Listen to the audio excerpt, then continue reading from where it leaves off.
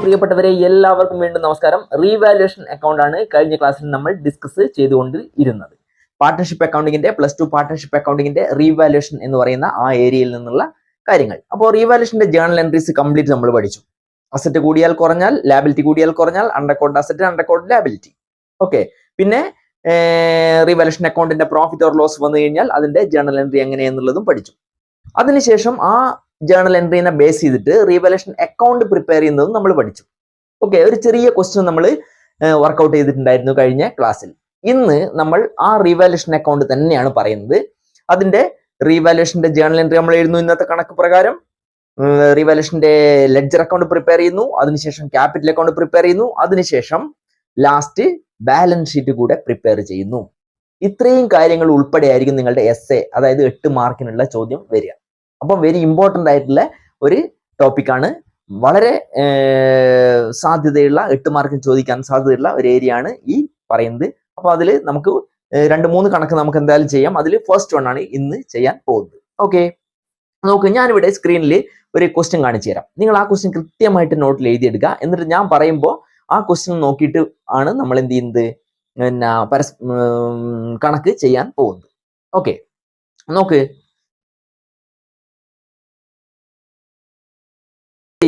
നിങ്ങൾ ആ ക്വസ്റ്റ്യൻ അകത്ത് നോക്ക്. Following is the balance sheet of Anju and Manju. Anju Manju എന്ന് പറയുന്ന 2 വ്യക്തികൾ who share profit and losses in the ratio of 3:2. അതായത് 2 പാർട്ട്നേഴ്സ്, 2 ആൾക്കാർ ബിസിനസ് നടത്തുന്നു. അവരുടെ പേര് അഞ്ജു മഞ്ജു ആണ്. അവർ പ്രോഫിറ്റ് കിട്ടി കഴിഞ്ഞാൽ അത് ഷെയർ ചെയ്യുന്ന റേഷ്യോ 3:2 ആണ്. ഓക്കെ. എന്നിട്ട് അവരുടെ നിലവിലുള്ള ബാലൻസ് ഷീറ്റ്, അതായത് 2020 ഡിസംബർ 31 അവരുടെ ബാലൻസ് ഷീറ്റും കൂടെ അവിടെ കാണിച്ചിട്ടുണ്ട്.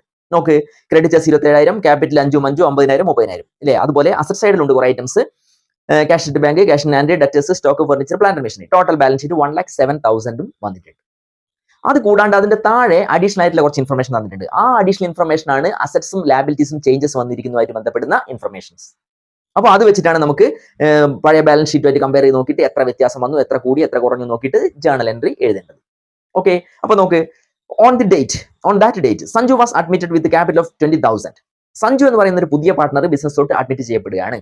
അദ്ദേഹത്തിന്റെ പ്രോഫിറ്റ് ഷെയറിംഗ് റേഷ്യോ ഇവർ കൊടുക്കുന്നത് 1/5 ആണ്. Okay. Share in the profit for which purpose assets and liabilities are to be revalued as under.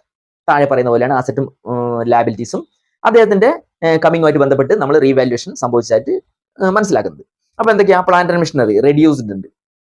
Depreciate furniture 1,500 എന്ന് കാണാം. സ്റ്റോക്ക് 16,000 എന്ന് കാണാം. നിങ്ങൾ ആ ക്വസ്റ്റ്യൻ തന്നെ നോക്കണേ. ഞാൻ പറയുമ്പോൾ എന്നെ അല്ല നോക്കേണ്ടത്, ക്വസ്റ്റ്യൻ. ഞാൻ പറയുമ്പോൾ ക്വസ്റ്റ്യൻ നോക്കൂ. ക്രിയേറ്റ് പ്രൊവിഷൻ 5% ഓൺ ഡെപ്റ്റേഴ്സ് അല്ലേ. And 2,000 to be created towards an outstanding repair bill. അത് രണ്ടും ലാബിലിറ്റി ആണ്, അത് വന്നിട്ടുണ്ട്. The value of creditors fund to be 24,000. ക്രെഡിറ്റേഴ്സിന്റെ വാല്യൂ ഇപ്പോൾ നമ്മൾ നോക്കുമ്പോൾ 24,000 നിൽക്കുന്നത്. അപ്പോൾ അത് ബാലൻസ് ഷീറ്റിൽ നോക്കിക്കഴിഞ്ഞാൽ 27,000 ആണ്. ഇപ്പൊ അത് 24,000 എന്നാണ് പറയുന്നത്. അപ്പോൾ കുറഞ്ഞു എന്നാണ് അർത്ഥം. അതുപോലെ തന്നെ തൊട്ട് മോൾ പറഞ്ഞ സ്റ്റോക്ക് 16,000 എന്ന് പറഞ്ഞില്ലേ. ബാലൻസ് ഷീറ്റിൽ നോക്ക്, സ്റ്റോക്ക് എത്രയുള്ളതെന്ന് 13,000 ഉള്ളത്, ഇപ്പം 16,000 എന്ന് പറയുന്നത്. അപ്പോൾ 3,000 കൂടി, അസറ്റിന്റെ വാല്യൂ കൂടി. ഇപ്പൊ എൻട്രി നമുക്ക് കാണണം, എഴുതണം. ഓക്കെ. അതിന് തൊട്ട് മുകളിൽ ഡിപ്രിസിയേറ്റ് ഫർണിച്ചർ ബൈ 1,500. 1,500 രൂപ ഫർണിച്ചറിന്റെ ഡിപ്രിസിയേഷൻ മുഖേന കുറഞ്ഞു. അപ്പോൾ ഫർണിച്ചർ എത്ര ആദ്യം തന്നിരിക്കുന്നത് 24,000 ആണ്. അപ്പോൾ 1,500 രൂപ കുറഞ്ഞു എന്ന് പറയുമ്പോൾ ആ 1,500 ആണ് വ്യത്യാസം വന്നത്. അതാണ് നമ്മൾ റീവാലുവേഷൻ്റെ അകത്ത് കാണിക്കേണ്ടത്. ഓക്കെ. അപ്പോൾ ഇവിടെ പലപ്പോഴും ചെറിയ ചെറിയ കൺഫ്യൂഷൻസ് ഉണ്ടാവും. ഞാൻ അവിടെ കണക്ക് ചെയ്യുന്ന കേസസിൽ പറയാം. അപ്പോൾ നമ്മൾ എന്ത് ചെയ്യുന്നത്, ഫസ്റ്റ് തന്നെ ഒരു ഐറ്റം കൂടെ ഉണ്ട് അല്ലേ. Investment worth ₹5,000 not appearing in the books should be duly recorded. ഇതുവരെ ഇൻവെസ്റ്റ്മെന്റ് എന്നുള്ള ഒരു സാധനം റെക്കോർഡ് ചെയ്യാതെ അവിടെ തന്നെ ഉണ്ട്. നമ്മൾ കഴിഞ്ഞ ക്ലാസ്സിൽ ചെയ്തിരിക്കുന്ന ക്വസ്റ്റിൻ്റെ അകത്തും അങ്ങനെയായിരുന്നു. അൺറെക്കോർഡഡ് ഇൻവെസ്റ്റ്മെന്റ് ഉണ്ടായിരുന്നു. ഇവിടെയും അതുപോലെ തന്നെ. എന്നിട്ട് പറയുകയാണെങ്കിൽ give journal entries and prepare capital account, balance sheet of the new firm എന്ന് പറയാം. ഓക്കെ. അപ്പൊ നമുക്ക് ഈ കണക്ക് പ്രകാരം റീവാലുവേഷൻ ജേണൽ എൻട്രിയാണ് ഫസ്റ്റ് നമ്മൾ എഴുതാൻ പോകുന്നത്. ഓക്കെ, ഞാൻ ജേണൽ വരയ്ക്കാം, നമുക്ക് ഒരുമിച്ച് ചെയ്ത് നോക്കാം. ശരി, നമുക്കിവിടെ നോക്കാം. ആദ്യത്തെ ഐറ്റം അഡ്ജസ്റ്റ്മെന്റ് എൻട്രി ആണ്. ഇങ്ങനെ ക്വസ്റ്റൻ തന്നു കഴിഞ്ഞാൽ നിങ്ങൾ ഫസ്റ്റ് നോക്കേണ്ടത്. ഇപ്പോൾ value of plant and machinery be reduced 10%. Plant and മെഷീനറിയുടെ വാല്യൂ എത്രയാണെന്ന് ഓൾറെഡി നമുക്ക് ബാലൻസ് ഷീറ്റിൽ തന്നിട്ടുണ്ട്. എത്രയാണ്? 25,000 ആണ്. അപ്പൊ ഇവിടെ പറയാണ് 10% അത് റെഡ്യൂസ് ചെയ്തു. ഒരു അസറ്റിന്റെ വില കുറഞ്ഞു, അസറ്റിന്റെ വാല്യൂ ഡിക്രീസ് ചെയ്തു എന്നല്ലേ അതിന്റെ അർത്ഥം. അസറ്റിന്റെ വാല്യൂ ഡിക്രീസ് ചെയ്യുമ്പോൾ ജേണൽ എൻട്രി എന്താ വരിക? റീവാലുവേഷൻ കേസിൽ റീവാലുവേഷൻ അക്കൗണ്ട് ഡെറ്റർ ടു ആ അസറ്റ്. ഇവിടെ പ്ലാന്റ് ആൻഡ് മെഷീനറി എന്നുള്ള അസറ്റ് ആണ്. എത്ര എമൗണ്ട് എഴുതണം? 25,000ന്റെ 10%. 25,000ന്റെ 10% വെച്ചാൽ 25,000 × 10/100, അതായത് 2,500 എന്നാണ് ആൻസർ വരിക. ഓക്കെ, അപ്പം നമുക്ക് ഫസ്റ്റ് ജേണൽ എൻട്രി ചെയ്താം. Revaluation account debtor to plant and machinery. എത്രയാ? 2500. അപ്പോൾ ഞാൻ ഇവിടെ എഴുതുന്ന സമയത്ത് നിങ്ങൾ എന്ത് ചെയ്യണ്ട, എഴുതണ്ട. ഞാൻ പറയുന്നത് ശ്രദ്ധിക്കുക. അതിനുശേഷം ഞാൻ എഴുതാനുള്ള സമയം തരാം, അല്ലെ വീഡിയോ പോസ്റ്റ് ചെയ്ത് വെച്ചിട്ട് എന്ത് ചെയ്താൽ മതി, ഞാൻ പറയുന്ന ഘട്ടത്തിൽ മാത്രം അത് നോട്ട് ചെയ്താൽ മതി. ഇപ്പൊ ജസ്റ്റ് ശ്രദ്ധിക്കുക, ക്ലാസ്സിനാണ് ഇമ്പോർട്ടന്റ്. നിങ്ങൾ ഞാൻ പറയുന്ന കേസിൽ എഴുതിയെടുക്കുന്നതിനല്ല ഇമ്പോർട്ടൻസ്. കോൺസെപ്റ്റ് എന്താണ് സംഭവം എന്നുള്ളത് നമുക്ക് മനസ്സിലാക്കി വെക്കുക ഫസ്റ്റ്. ഓക്കെ, അപ്പോൾ ഇതാണ് ഒന്നാമത്തെ ജേണൽ എൻട്രി. ഇതിന്റെ നറേഷൻ കൊടുക്കുക, പ്ലാന്റ് ആൻഡ് മെഷീനറി റെഡ്യൂസ്ഡ് 10% എന്ന് കൊടുത്താൽ മതി. അപ്പോൾ നറേഷൻ ഞാൻ ഇവിടെ എഴുതുന്നില്ല, ജസ്റ്റ് എന്ത് ചെയ്യുന്നു, അത് ക്ലോസ് ചെയ്യുന്നു. ഇനി രണ്ടാമത്തെ കേസസിൽ എന്താ സംഭവിക്കുന്നത് നോക്കുന്നത്. ഡിപ്രീസിയേറ്റ് ഫർണിച്ചർ ബൈ 1500 എന്നാ പറഞ്ഞത്. Depreciate furniture by 1500. അപ്പോൾ അതിന്റെ ഡേറ്റ് കൊടുക്കുക. ഞാനിവിടെ ജേണൽ വരച്ചിട്ടില്ല കേട്ടോ, നിങ്ങൾ അതൊരു കാര്യം ശ്രദ്ധിക്കണം. നിങ്ങൾ ജേണൽ എൻട്രി വരച്ചിട്ട് ചെയ്താൽ മതി. ഞാൻ കുറച്ച് മടിയുള്ള കൂട്ടത്തിലായതുകൊണ്ട് ജേണൽ എൻട്രി വരക്കാഞ്ഞിട്ടാ. Journal date, particular debit amount, credit amount അങ്ങനെ വരയണം. എന്നിട്ട് ഇത് ചെയ്യാൻ പാടുള്ളൂ. പരീക്ഷക്കാണെങ്കിലും അങ്ങനെയേ ചെയ്യാൻ പാടുള്ളൂ. ഓക്കെ, ഇനി ഡിപ്രീസിയേറ്റ് ഫർണിച്ചർ ബൈ 1500. ഫർണിച്ചറിന്റെ വില കുറഞ്ഞു, അടുത്ത അസറ്റ് ആണ്, ആ അസറ്റും വില കുറയാണ്. എത്രയാ കുറയുന്നത്? 1500 രൂപ. അപ്പോ ഇതേ ജേണൽ എൻട്രി വരിക. റീവാലുവേഷൻ അക്കൗണ്ട് ഡെറ്റർ 1500 അല്ലേ, ടു ഫർണിച്ചർ അക്കൗണ്ട് 1500. ഇവിടെ ഒരു സംഗതി ഉണ്ട്, രണ്ടും ഒരേ എഫക്റ്റ് ആണ്, ഒരേപോലെയാണ് സംഭവിക്കുന്നത്. അപ്പൊ നിങ്ങൾക്ക് എന്ത് ചെയ്യാം, ഇതിനെ കോമ്പൗണ്ട് ജേണൽ എൻട്രി ആയിട്ട് എഴുതാം. എങ്ങനെ? റീവാലുവേഷൻ അക്കൗണ്ട് എന്ന് പറഞ്ഞിട്ട് 2500 1500 കൂട്ടിയിട്ട് 2 3 4000 എഴുതുക. എന്നിട്ട് to plant and machinery to furniture അങ്ങനെ എഴുതാം. ഓക്കെ, അങ്ങനെ എഴുതിയാൽ മതി, കുഴപ്പമില്ല. ഞാനിവിടെ 2 ആയിട്ട് എഴുതിയെന്നേ ഉള്ളൂ. കോമ്പൗണ്ടിങ് പഠിച്ച സ്ഥിതിക്ക് അങ്ങനെ എഴുതുന്നതാണ് നല്ലത്. Okay, next, stock is valued 16,000. Stock കൂടിയെന്നോ കുറഞ്ഞെന്നോ എന്നൊന്നും പറയുന്നില്ല. സ്റ്റോക്ക് ഈസ് വാല്യൂഡ് 16,000 എന്നാ പറയുന്നത്. അപ്പോൾ ആദ്യ സ്റ്റോക്ക് എത്ര ഉണ്ടായിരുന്നു നിങ്ങൾ ക്വസ്റ്റിനകത്ത് നോക്ക്. ബാലൻസ് ഷീറ്റിൽ 13,000 ആണ് ആദ്യത്തെ സ്റ്റോക്കിന്റെ വാല്യൂ അല്ലേ, ബാലൻസ് ഷീറ്റിലുള്ള വാല്യൂ. അതിപ്പം 16,000 ആയി. അപ്പോ സ്റ്റോക്ക് എന്ന് പറയുന്ന അസറ്റിന്റെ വാല്യൂ കൂടി എന്നാണ് അവിടെ ഉദ്ദേശിക്കുന്നത്. മനസ്സിലായിക്കോ? അപ്പോ സ്റ്റോക്കിന്റെ വാല്യൂ കൂടുമ്പോൾ നേരെ തിരിച്ച് stock account debtor to revaluation. എത്രയാ? 13,000 16,000 ആയി. 3,000 ആണ് കൂടിയത്. നിങ്ങൾ ഇവിടെ എമൗണ്ട് എഴുതുമ്പോൾ പല ആളുകൾക്കും ഡൗട്ട് വരും കേട്ടോ, അത് കറക്റ്റ് ആയിട്ട് മനസ്സിലാക്കണേ. അതായത് വില വ്യത്യാസം സംഭവിച്ച് എത്ര എന്നാടാ എഴുതേണ്ടത്.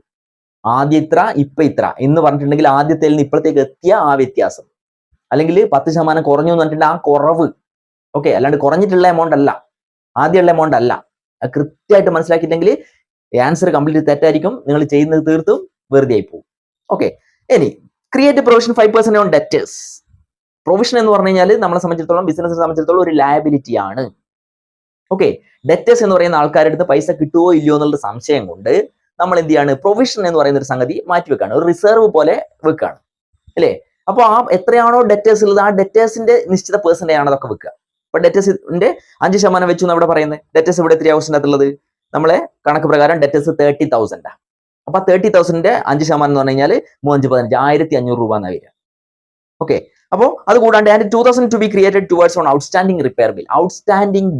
ഔട്ട്സ്റ്റാൻഡിംഗ് എക്സ്പെൻസ് ഫസ്റ്റ് ഇയറിന് നമ്മൾ പഠിച്ച കാര്യം. എന്താ സംഭവം? ഒരു സംഗതി, ഒരു ബില്ല്, ഒരു എക്സ്പെൻസ് ഔട്ട്സ്റ്റാൻഡിംഗ് എന്ന് പറഞ്ഞു കഴിഞ്ഞാൽ that expense is due now already but which is not paid yet. അത് നമ്മൾ കൊടുക്കേണ്ട സമയം ആയിട്ടുണ്ട് ഓൾറെഡി, പക്ഷേ നമ്മൾ അത് കൊടുത്തിട്ടില്ല.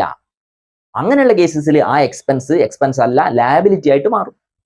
ഇവിടെയും അതുപോലെ ഒരു ബില്ല്, എന്തിന്റെ ഒരു റിപ്പയറിംഗിന്റെ ബില്ലിന്റെ പൈസ നമ്മൾ ഇതുവരെ കൊടുത്തില്ല, അത് ഔട്ട്സ്റ്റാൻഡിംഗ് ആയിട്ട് നിലനിൽക്കുന്നു എന്നാണ് പറയുന്നത്. അപ്പോൾ റിപ്പയറിംഗ് ബില്ല് എന്ന് പറയുന്നത് എന്താണ്?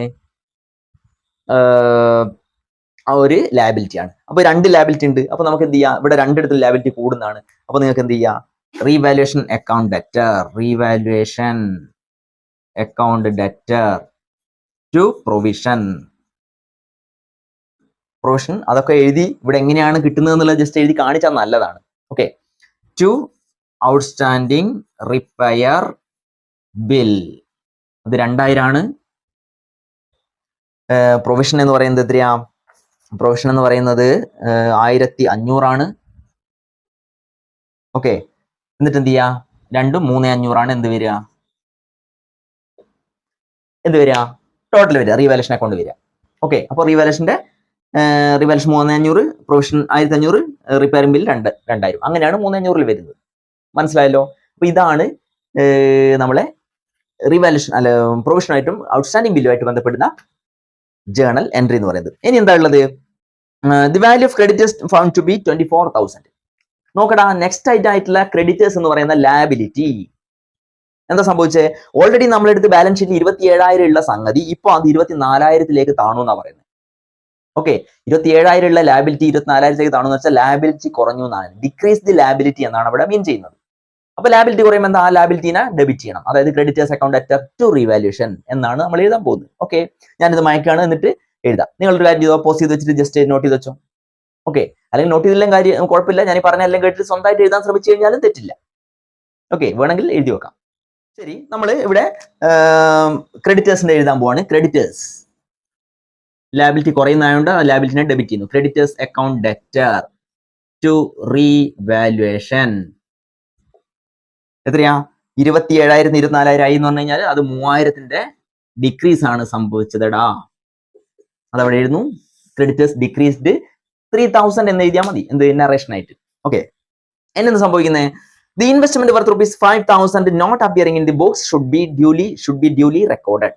ഇപ്പോഴും ഇൻവെസ്റ്റ്മെന്റ് എന്ന് പറയുന്ന ഒരു ഐറ്റം നമ്മൾ റെക്കോർഡ് ചെയ്യാണ്ട് ബുക്കിന്റെ അകത്ത് തന്നെ ഉണ്ട്.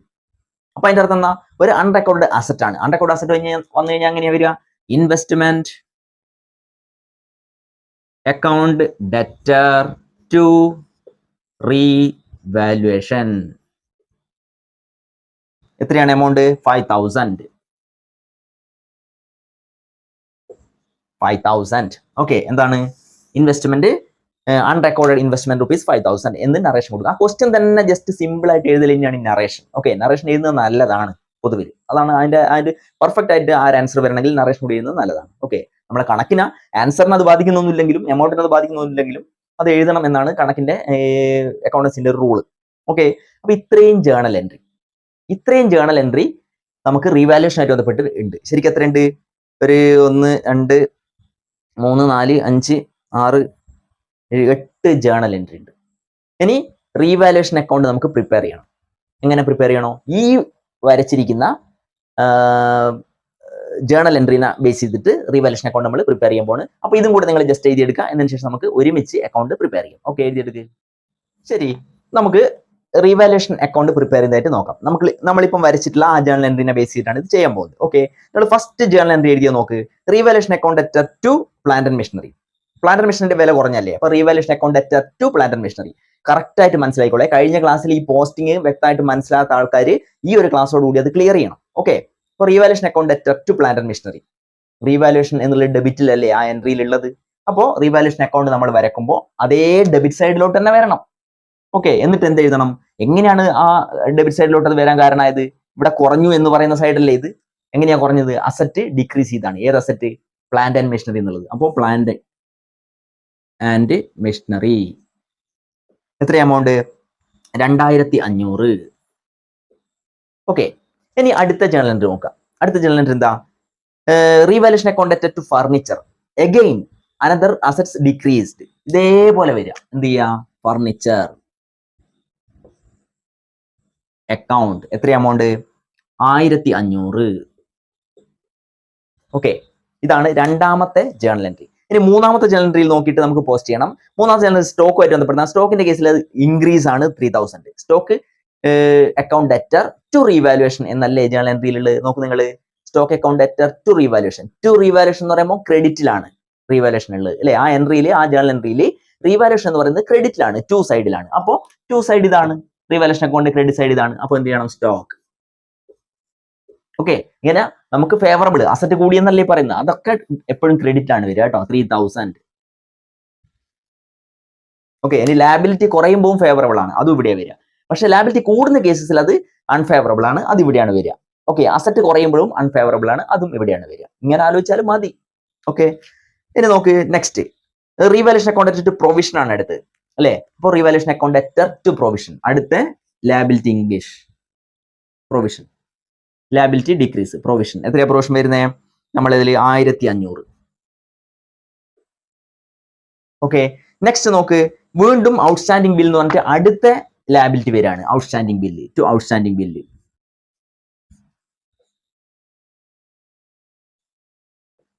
അതായത് revaluation account debtor to outstanding bill എന്നല്ല എൻട്രി. ഇപ്പൊ റീവാലുവേഷൻ അക്കൗണ്ട് ഡെറ്റർ, റീവാലുവേഷന്റെ ഡെബിറ്റ് സൈഡിൽ ഓക്കെ എന്ത് ഔട്ട്സ്റ്റാൻഡിംഗ് ബിൽ എത്ര എമൗണ്ട് 2000.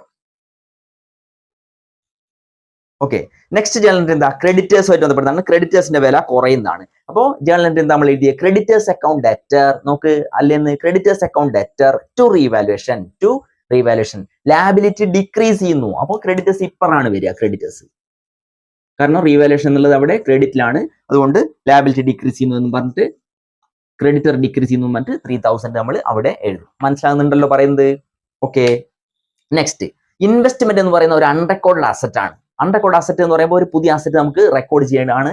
അപ്പോൾ ഇവിടെ ആണ് വരിക investment account debtor to revaluation എന്നല്ലേ ഉള്ളത്, ടു റീവാലുവേഷൻ അല്ലേ? ജേണൽ എൻട്രിയിൽ ടു റീവാലുവേഷൻ എന്നാണുള്ളത്, ക്രെഡിറ്റിലാണുള്ളത്. അപ്പോൾ റീവാലുവേഷൻ അക്കൗണ്ടിന്റെ ക്രെഡിറ്റ് സൈഡിലോട്ട് പോകണം ഇൻവെസ്റ്റ്മെന്റ് എന്ന് എഴുതുക. ഇൻവെസ്റ്റ്മെന്റ് അക്കൗണ്ട് എത്രയാ? 5000. ഓക്കെ, ഇത്രയും സാധനം എഴുതി കഴിഞ്ഞാൽ ആ റീവാലുവേഷന്റെ ജേണൽ എൻട്രിന്ന് പോസ്റ്റിംഗ് കംപ്ലീറ്റ് നമ്മൾ നടത്തി കഴിഞ്ഞു. ഇനി പുതിയതായിട്ട് അതിലൊന്നുമില്ല. ഇനി നമുക്ക് എന്ത് ചെയ്യണം? രണ്ട് സൈഡും ആഡ് ചെയ്യണം. ഈ സൈഡാണ് കൂടുതലെങ്കിൽ റീവാലുവേഷൻ പ്രോഫിറ്റ് എന്നും ഈ സൈഡാണ് കൂടുതലെങ്കിൽ റീവാലുവേഷൻ ലോസ് എന്നാണ് പറയുക. എങ്ങനെ ആയി കഴിഞ്ഞാലും അത് ആർക്ക് കൊടുക്കാനുള്ളതാ? ഓൾഡ് പാർട്ട്നേഴ്സ് ആയിട്ടുള്ള അഞ്ജു മഞ്ജു എന്ന് പറയുന്ന നമ്മളെ 2 ആൾക്കാരുണ്ട്, അവർക്കുള്ളതാണ്. ഓക്കെ, അത് അവരുടെ 3:2 എന്ന് പറയുന്ന ഓൾഡ് റേഷ്യോ തന്നെ ഡിവൈഡ് ചെയ്യണം എന്നുള്ളത് നിർബന്ധമാണ്. ഓക്കെ, നമുക്ക് നോക്കാം.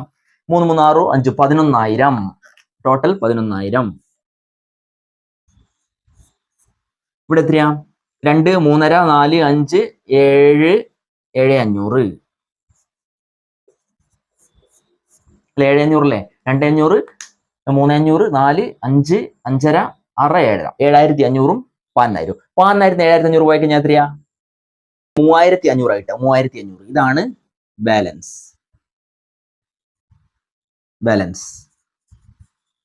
ഈ balance Anju capital Manju capital അവരല്ലേ നമ്മളെ ഓൾഡ് പാർട്ട്നേഴ്സ്? പേര് അത് തന്നെയല്ലേ? അഞ്ജു മഞ്ജു. ഓക്കെ, അപ്പൊ 3:2 ഡിവൈഡ് ചെയ്ത് കഴിഞ്ഞാൽ 2,100 എന്ന് അഞ്ജുവിനും 1,400 എന്ന് മഞ്ജുവിനും ഉണ്ടാവും. 3:2 ഡിവൈഡ് ചെയ്താ 3:2. ഓക്കെ, അപ്പോ revaluation profit is transferred to the existing partners capital account. അതിനാണ് ജേണൽ എൻട്രി. ഓക്കെ, അപ്പൊ ഇങ്ങനെയാണ് വരിക. അപ്പൊ ഇതിന്റെ ജേണൽ എൻട്രി ഇങ്ങനെ വരുന്നത് റീവാലുവേഷൻ അക്കൗണ്ട് ഡെറ്റർ. അത് നമ്മൾ നേരത്തെ നമ്മൾ എഴുതിയ ജേണൽ എൻട്രിന്റെ താഴെ എഴുതി വെക്കണം. ഈ ഒരു ജേണൽ എൻട്രി ശരിക്കും അവിടെ ഒരു സ്പേസ് വിട്ടിട്ടായിരുന്നു നമുക്ക് റീവാലുവേഷൻ അക്കൗണ്ട് പ്രിപ്പയർ ചെയ്യേണ്ടത്. എന്നോട് പറയാൻ വിട്ടുപോയതാ. കാരണം എന്താ? നമ്മൾ റീവാലുവേഷൻ അക്കൗണ്ട് പ്രിപ്പയർ ചെയ്തിട്ട് നമുക്ക് കിട്ടുന്ന ആൻസറിനെ നമുക്ക് ഒരു ജേണൽ എൻട്രി ആക്കി മാറ്റിയിട്ട് അവിടത്തേക്ക് മാറ്റി എഴുതണം. ഇവിടുത്തെ ജേണൽ എൻട്രി എന്താ? Revaluation account debtor to Anju's capital to Manju's capital. എത്രയാ? 3,500 എന്ന് വരും. 2,100 അഞ്ജുവിന്റെ ക്യാപിറ്റലിന് നേരെയും 1,400 മഞ്ജുവിന്റെ ക്യാപിറ്റലിന് നേരെയും എഴുതണം. ക്ലിയർ? ഇതാണ് റീവാലുവേഷൻ അക്കൗണ്ട്. മനസ്സിലായിട്ടുണ്ടല്ലോ? അങ്ങനെയാണെങ്കിൽ നമുക്ക് നേരിട്ട് ക്യാപിറ്റൽ അക്കൗണ്ടിലേക്ക് പോവുകയാണ്. ഓക്കെ, ക്യാപിറ്റൽ അക്കൗണ്ട് പ്രിപ്പയർ ചെയ്യണം. നമുക്കിവിടെ ക്യാപിറ്റൽ അക്കൗണ്ട് എങ്ങനെയാണ് പ്രിപ്പയർ ചെയ്യുന്നത് നോക്കാം. Capital account credit side, debit side. Capital account main ആയിട്ട് ഫസ്റ്റ് അവർക്കുള്ള ബാലൻസ്, അതായത് ഓപ്പണിങ്ങിലെ അവരുടെ കയ്യിൽ ബാലൻസ് ഷീറ്റിൽ ഒരു ക്യാപിറ്റൽ അക്കൗണ്ട് നമുക്ക് അഞ്ചിന്റെ തന്നിട്ടുണ്ടല്ലോ, അത് കാണിക്കാം. അതിന് നമ്മൾ ബാലൻസ് ബ്രോഡ് ഡൗൺ ആ പഴയ ബാലൻസ് ഷീറ്റിൽ നോക്കിയിട്ട് എത്രയാണോ ക്യാപിറ്റൽ അത് എഴുതുക. അഞ്ജുവിൻ്റെത് 50,000, മഞ്ജുവിൻ്റെത് 30,000. അപ്പോ 50,000. ഓക്കെ, 30,000. ഓപ്പണിങ്ങിൽ ആർക്കില്ല? സഞ്ജുവിനില്ല. കാരണം അയാൾ പിന്നെ വരുന്ന ആളാണ്. കാരണം എന്താ? അയാൾ പിന്നെ വരുന്ന ആളാണ്. ഓക്കെ, അപ്പോ ഇത് ഇനി പിന്നീട് വരുമ്പോ ആര് കൊണ്ടുവരുന്നുണ്ട്? മഞ്ജു ക്യാപിറ്റൽ കൊണ്ടുവരുന്നുണ്ട്. ആ മഞ്ജു എത്രയാ കൊണ്ടുവരുന്നത്? അത് നമുക്ക് bank account at to Manju capital അല്ലെങ്കിൽ cash account at to Manju capital എന്ന് എഴുതാം. അപ്പൊ നമ്മൾ എന്ത് ചെയ്യാം? ക്യാഷ് അല്ലെങ്കിൽ ബാങ്ക് എന്ന് എഴുതണം. ക്യാഷ് എത്രയാ? 20,000. ഓക്കെ, അപ്പൊ മഞ്ജുവിന്റെ ക്യാപിറ്റൽ ഉണ്ട്. അപ്പൊ 3 ആൾക്കാരും ക്യാപിറ്റൽ ഉണ്ട്. ഇവർ രണ്ടുപേർക്ക് ഓൾറെഡി ഉണ്ട്, കാരണം എക്സിസ്റ്റിംഗ് പാർട്ട്നേഴ്സ് ആണ്. ഇത് ന്യൂ കമർ ആണ്. അപ്പൊ അയാൾ കൊണ്ടുവന്ന ക്യാപിറ്റൽ അദ്ദേഹത്തിന്റെ അതിൽ കാണിക്കാം. ബാലൻസ് ബിഡിയിൽ അത് കാണിക്കാൻ പറ്റില്ല, ഓൾറെഡി ഉള്ളതല്ല, പിന്നീട് വരുന്നതാണ്. ഓക്കെ, ഇനി എന്ത് ചെയ്യണം? ഇനി നെക്സ്റ്റ് ഐറ്റം എന്ന് പറയുന്നത് റീവാലുവേഷൻ പ്രോഫിറ്റ് ആണ്. റീവാലുവേഷൻ അക്കൗണ്ട് ഇപ്പൊ നമ്മൾ പ്രിപ്പയർ ചെയ്തിട്ടുണ്ട്. അപ്പൊ നമുക്ക് റീവാലുവേഷന്റെ പ്രോഫിറ്റ് ആണ് അവിടെ കിട്ടിയത്. Okay, revaluation account to capital എന്നല്ലേ? To capital to Anju capital to Manju capital എന്നാണല്ലോ എഴുതിയത്. എത്ര? 1,400. അതുപോലെ എത്രയാണ് എമൗണ്ട് എഴുതിയേ? 1,400 2,100 അല്ലെ? അപ്പൊ 2,100 ഇദ്ദേഹത്തിനുണ്ട്, 1,400 ഇദ്ദേഹത്തിനുണ്ട്. എന്താ എഴുതുക? Revaluation profit. ഓക്കെ, ഇത്രയും സംഭവമേ ഉള്ളൂ. ഇനി റിസർവ് എന്ന് പറഞ്ഞിട്ട് അങ്ങനെ ഉണ്ടെങ്കിൽ അത് നമുക്ക് ഇവിടെ കാണിക്കണം. അതുപോലെ ഗുഡ്വിൽ ഇദ്ദേഹം കൊണ്ടുവരുന്നുണ്ടെങ്കിൽ, ന്യൂ പാർട്ണർ കൊണ്ടുവരുന്നെങ്കിൽ അതൊക്കെ നമുക്ക് ഇതിൽ കാണിക്കേണ്ടതാണ്. പക്ഷെ അതൊന്നും ഇവിടെ ഈ ഒരു ക്വസ്റ്റിനകത്ത് നമുക്ക് ആയിട്ടില്ല. നമുക്ക് ഇനി അങ്ങോട്ടുള്ള ക്വസ്റ്റ്യൻസിനകത്ത് അതൊക്കെ വരും. ആ കേസസിൽ അതൊക്കെ പറയാം. ഓരോ പുതിയ പുതിയ ഐറ്റംസ് ഇങ്ങനെ ആഡ് ആയി വരും. ഓക്കെ, അപ്പോൾ ഇത്രയും കാര്യങ്ങളാണ്. ബാലൻസ് ഓൾറെഡി ഉള്ളത്, പിന്നീട് കൊണ്ടുവന്ന ക്യാപിറ്റൽ, ന്യൂ പാർട്ണർ, പിന്നീട് റിവാലുവേഷൻ അക്കൗണ്ട് പ്രിപ്പയർ ചെയ്തപ്പോൾ അവർക്കുള്ള പ്രോഫിറ്റ് ഇദ്ദേഹത്തിന് ഇല്ല. ഇതിന് എന്ത് ചെയ്യുക? ടോട്ടൽ ചെയ്യുക. ഡെബിറ്റ് സൈഡിലൊന്നുമില്ല, ക്രെഡിറ്റ് സൈഡിലെല്ലാം ടോട്ടൽ ചെയ്യുക. 20,000 എത്രയാ? 4,400, സോറി 31,400. എത്രയാ? 5ഉം 7,100. ഓക്കെ, ഈ സൈഡിൽ നമ്മൾ ഇവിടുത്തതാണ് നോക്കുന്നതെങ്കിൽ 0 എന്ന് തന്നെ കൊടുക്കുക. ഇനി അങ്ങനെയല്ല, 7,100, 31,400, 20,000 അങ്ങനെ നിങ്ങൾക്ക് എഴുതേ. ഓക്കെ, ഇങ്ങനെ ടോട്ടൽ ചെയ്യാം. ബാലൻസ് എത്ര തന്നെയാണ് വരിക? അതേ ബാലൻസ് തന്നെയാണ് വരിക അല്ലെ? ഇവിടെ തെറ്റിയിട്ടുണ്ട്. 50,000ഉം 31,400. ഓക്കെ, 52,100 വരിക അല്ലെ? 52,100 വരിക. 5,000 അല്ല, 52. 50,000ഉം 2,100 അല്ലേ? 52,100. അപ്പോൾ ടോട്ടൽ ബാലൻസ് എത്ര തന്നെയാണ് വരിക? ബാലൻസ് വരുന്നത് സെയിം 52,100, 31,400, 20,000.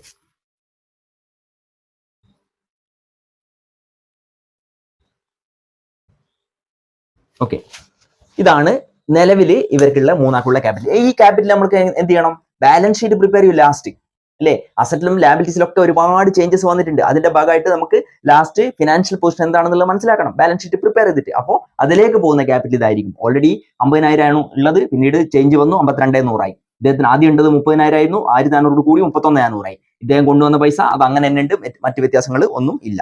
ഓക്കെ, ഇങ്ങനെയാണ് ചെയ്യുക. അപ്പൊ ക്യാപിറ്റൽ അക്കൗണ്ട് സംഭവം മനസ്സിലായല്ലോ.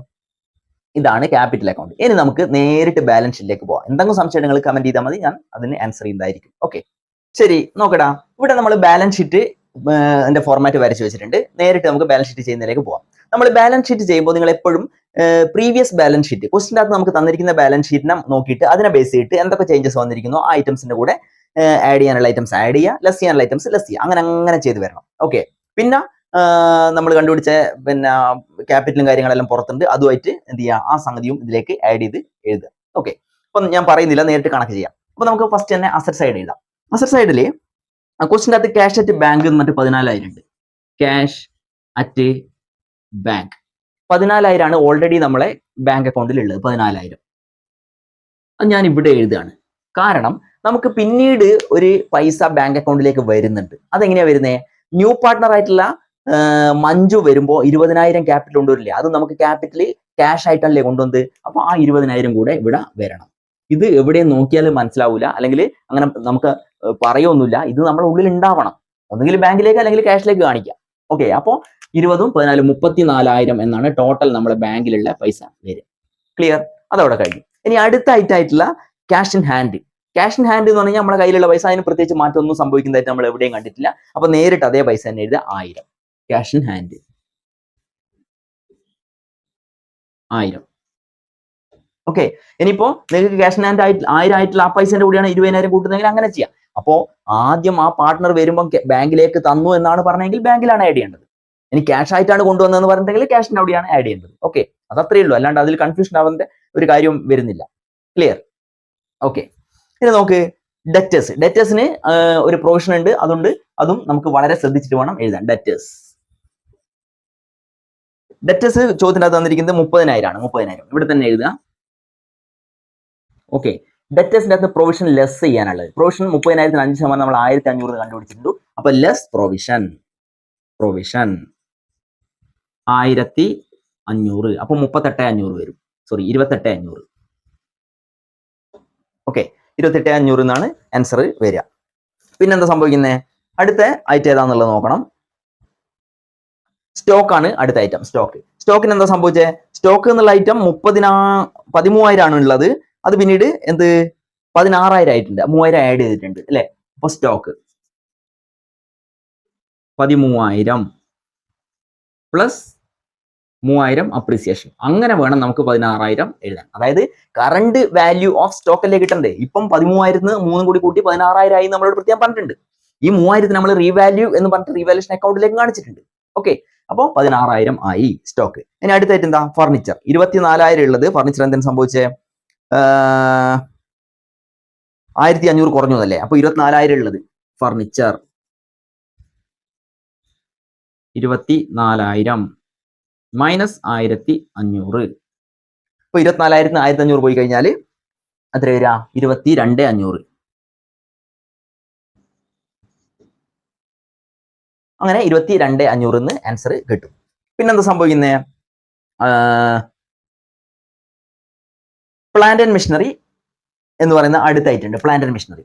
ഓക്കെ, പ്ലാന്റ് ആൻഡ് മെഷീനറി എന്താ സംഭവിച്ചത്? പ്ലാന്റ് ആൻഡ് മെഷീൻ ഓൾറെഡി നമ്മുടെ അടുത്ത് 25,000 ഉള്ളത്, അത് എത്രയായിട്ട് കുറഞ്ഞിട്ടുണ്ട് നമ്മളോട് പറഞ്ഞേ? പ്ലാന്റ് ആൻഡ് മെഷീനറി 10% റെഡ്യൂസ് ചെയ്തു. അതായത് 10% എന്നുള്ളത് നമ്മൾ 2,500 എന്നാണ് കണ്ടെത്തിയിട്ടുണ്ട്. പ്ലാന്റ് ആൻഡ് മെഷീനറി 25,000 മൈനസ് എത്രയാ? 10% കുറവെന്ന് പറഞ്ഞാൽ 2,500. 2,500 നമ്മൾ റീവാലുവേഷൻ്റെ അകത്ത് എഴുതിയത്. അപ്പൊ 25,000 2,500 പോയി കഴിഞ്ഞാൽ 22,500. അങ്ങനെ 22,500 അവിടെ വരുന്നുണ്ട്. ഓക്കെ, ഇത്രയും സംഗതി എഴുതിയതിന് ശേഷം നിങ്ങൾ ഇനി എന്തേനു? ഇൻവെസ്റ്റ്മെന്റ് എന്നുള്ളൊരു ഐറ്റം ഉണ്ട് അല്ലേ? എത്രയാണത്? 5,000 അല്ലേ വരുന്നത്? അപ്പോൾ ഇൻവെസ്റ്റ്മെന്റ് എന്നുള്ള ഐറ്റം കൂടെ ഇവിടെ വരണം.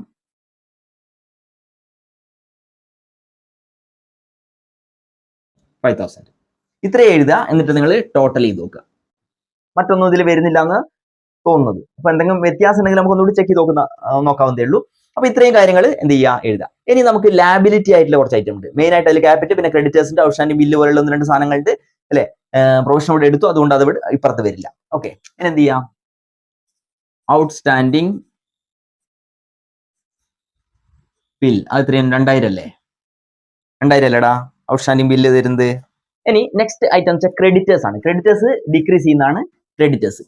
ക്രെഡിറ്റ് സൈഡിൽ ലാബിലിറ്റി സൈഡിൽ എഴുതുന്നു. ക്രെഡിറ്റേഴ്സ് 27,000 ആണ് ഉള്ളത്. പക്ഷേ നമുക്ക് 3,000 അവിടെ ലെസ് ആയിട്ടുണ്ട്. അങ്ങനെ എത്രയാ? 4,000 വരുന്നു. 24,000. ഓക്കെ, 27 ഉണ്ടായിരുന്നു ലാസ്റ്റ് ഇയർ ബാലൻസ് ഷീറ്റിൽ, അത് 3,000 കുറഞ്ഞു. അങ്ങനെ 24,000 വരുന്നു. ഇനി ലാസ്റ്റ് നമുക്ക് ക്യാപിറ്റൽ അക്കൗണ്ട് ആണ്. ക്യാപിറ്റൽ 3 ആളെയും ക്യാപിറ്റൽ അക്കൗണ്ട് നമ്മളിപ്പോൾ കണ്ടുപിടിച്ചു. അഞ്ജു ഓൾഡ് പാർട്ട്നേഴ്സ് ചെയ്ത് ആദ്യം മഞ്ജു, ലാസ്റ്റ് സഞ്ജു. എത്രയാ? അഞ്ജുവിൻ്റെത് 52,100, മഞ്ജുവിൻ്റെത് 31,400. നമ്മളിപ്പോ തൊട്ട് മുന്നേ കണ്ടുപിടിച്ച സംഗതി തന്നെ. സഞ്ജുവിൻ്റെത് 20,000. ഓക്കെ, ഇതെല്ലാം കൂട്ടിക്കഴിഞ്ഞാൽ നമുക്ക് ആൻസർ രണ്ട് സൈഡും ബാലൻസ് ഷീറ്റിന്റെ ഈക്വൽ ആയിട്ട് കിട്ടണം. അങ്ങനെ കിട്ടിക്കഴിഞ്ഞാൽ ആ ആൻസർ കറക്റ്റ് ആണ്. എത്ര വരുന്നത് നിങ്ങൾ നോക്ക്. അപ്പോ ആൻസർ നമുക്ക് ടെക്സ്റ്റിന്റെ അകത്ത് തന്നെ നോക്കാം. 1,29,500 എന്നാണ് കിട്ടുന്നത്. 1,29,500. 1,29,500. 1,29,500. അത് നിങ്ങളൊന്ന് കാൽക്കുലേറ്റർ എടുത്തിട്ട് ചെയ്ത് നോക്ക്. നമുക്ക് തെറ്റിയിട്ടൊന്നും ഇല്ലാന്ന് വിചാരിക്കുന്നു. തെറ്റിയിട്ടുണ്ടാവില്ല. അപ്പോൾ ഏകദേശം എല്ലാ കാര്യങ്ങളും എല്ലാം എടുത്തിട്ടുണ്ട്. ജസ്റ്റ് ചെക്ക് ചെയ്ത് നോക്കാം. 27, 24, ഓക്കെ, 2,000, 1,03,500, 20, 31, 22,500 റെഡിയാണ്.